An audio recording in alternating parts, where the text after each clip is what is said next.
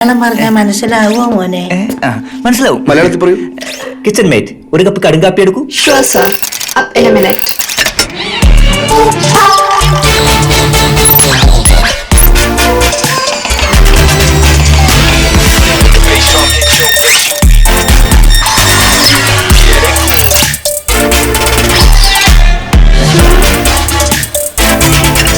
നോക്കൂ.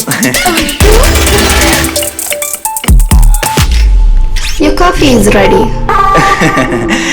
എന്റെ പണികളൊക്കെ ഒന്നാ തോന്നുന്നു. ചിലപ്പോ സാധ്യതയുണ്ട്. കൊള്ളാല്ലേ? മോനെ, Yes. ഇതിന് മീൻകറി ഉണ്ടാക്കാൻ അറിയാവോ?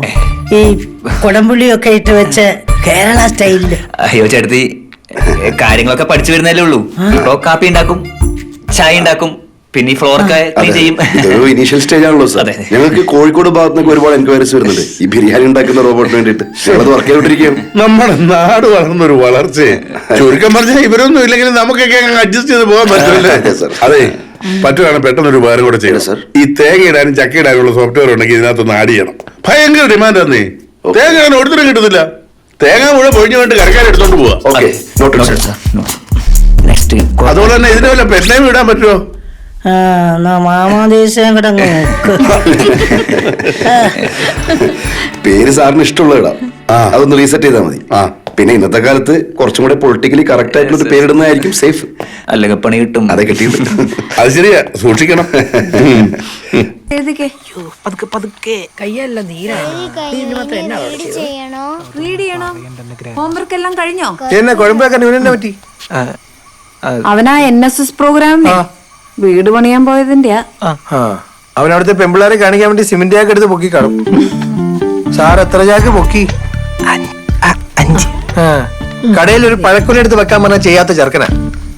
അത് പോട്ടാ, ഈ പ്രാവശ്യത്തെ പാട്ടുകൂട്ടം നമ്മുടെ ഇവിടെയാ. അത് നമുക്ക് ഗംഭീരമാക്കണ്ടേ? അതിനെന്നാ മച്ചി, നമുക്ക് ചെയ്യാം. പാട്ടില്ലാതെ എന്താഘോഷം. എടി വെച്ചാൽ നമ്മൾ തന്നെ ഉണ്ടാക്കും. എന്നാ ഉണ്ടാക്കും ചേച്ചി? മന്തിയായാലോ? കപ്പ ബിരിയാണി ആക്കിയാലോ? ആ, അത് കുഴപ്പമില്ല, അത് എല്ലാവർക്കും ഇഷ്ടം. ഞാൻ ഈ ശാചിയും കൂടെ ഒരു പരിപാടി പ്ലാൻ ചെയ്യുന്നുണ്ട്. കപ്പവാട്ട് മഴയ്ക്ക് മുന്നേ വേണം. ആ,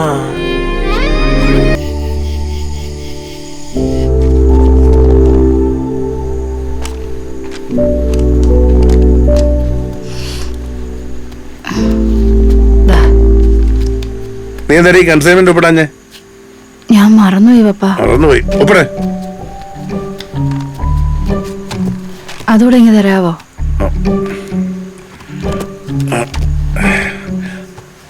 അവൻ എൽബി വന്നില്ലല്ലോ.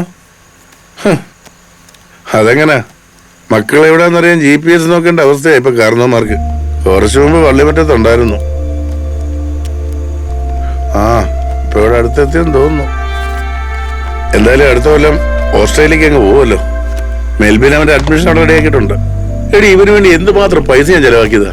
4 ലക്ഷം രൂപയുടെ ബൈക്ക് വേണമെന്ന് പറഞ്ഞു. ഇനി അദ്ദേഹത്തിന് കൈയും കാലും ഇവിടെ ഉണ്ടല്ലോ ഓർത്ത കാറ് മേടിച്ചു കൊടുത്തു. അതിപ്പോ ഇങ്ങനായി. ആ പപ്പ, കഴിഞ്ഞ ദിവസം ബാങ്കിൽ പോയപ്പോ ഷാജിയെ കണ്ടായിരുന്നേ. ഷൈനിയുടെ കല്യാണത്തിന് എന്നാണെങ്കിലും ചെല്ലണമെന്ന് പറഞ്ഞേക്കുവാ. നിനക്ക് വേറെ പണിയൊന്നുമില്ലേ? എന്നെ കൊണ്ടങ്ങ് പറ്റില്ല. നിനക്കും അവിടെ അഡ്ജസ്റ്റ് ചെയ്യാൻ പാടായിരിക്കും. വേണ ഒരു 10,000-20,000 ഗൂഗിൾ പേ ചെയ്ത് കൊടുക്കേ. ആ, വന്നല്ലോ. എന്നാടാ താമസിച്ചേ? എവിടെ പോയാലും ഡിന്നറിന് മുമ്പ് വീട്ടിലെത്തണമെന്ന് നിന്നോട് ഞാൻ പറഞ്ഞിട്ടില്ലേ? പാലായിൽ എന്നായിരുന്നു പരിപാടി? ഒരു ഗെറ്റ് ടുഗദർ ഉണ്ടായിരുന്നു പപ്പ. അടുത്ത ഞായറാഴ്ച ഞങ്ങൾ അമ്മച്ചിയെ കാണാൻ പോകുന്നുണ്ട്. നീ കൂടെ വന്നേക്കണം. അമ്മച്ചി ഇടയ്ക്കിടയ്ക്ക് നിന്നെ അന്വേഷിക്കുന്നുണ്ട്. ഈ വീക്കെൻഡ് സൂം സെഷൻ ഉണ്ടെന്ന് ഞാൻ പറഞ്ഞല്ലേ മമ്മി? എടാ, അമ്മച്ചിക്ക് നിന്നെ ഒന്ന് കാണണം തോന്നിയല്ലേ? Just convey my regards to ammachi. എടാ മോനെ, എന്നേലും കഴിച്ചേച്ച് കിടക്കടാ. I already had mummy. എന്നാ ഒരു ഗ്ലാസ് പാല് കൊണ്ടുതരാം. നീ ആ റോബോട്ടിന്റെ ബാറ്ററി ലെവൽ താഴെ പോകാൻ നോക്കേ. അവസാനം അതൊക്കെ കാണത്തുള്ളൂ.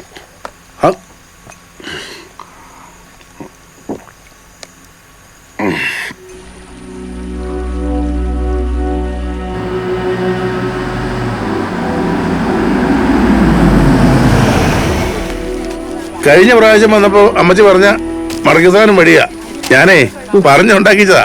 പഴയതുപോലെ ഇത് എല്ലായിടത്തും ഒന്നും കിട്ടുകയല്ല. എടീ, മെൽബി മോൻ കൊടുത്തു വിട്ട സെറ്റർ എന്ത്? അയ്യോ, ഞാനത് എടുക്കാൻ മറന്നു. ആ, ബെസ്റ്റ്. സാരമില്ല മോളെ. എൽബിൻ എന്തിയേ? അവനെ കൂടെ കൊണ്ടുവരാൻ മേലായിരുന്നോ? അത് അമ്മച്ചി അവൻ എക്സാമാ കുറെ പഠിക്കാനുണ്ടെന്നും പറഞ്ഞ് അവിടെ ഇരിപ്പുണ്ട്. അടുത്ത തവണ വരുമ്പോ കൊണ്ടുവരാം. കഴിഞ്ഞ മാസമല്ലായിരുന്നു അവന്റെ എക്സാം?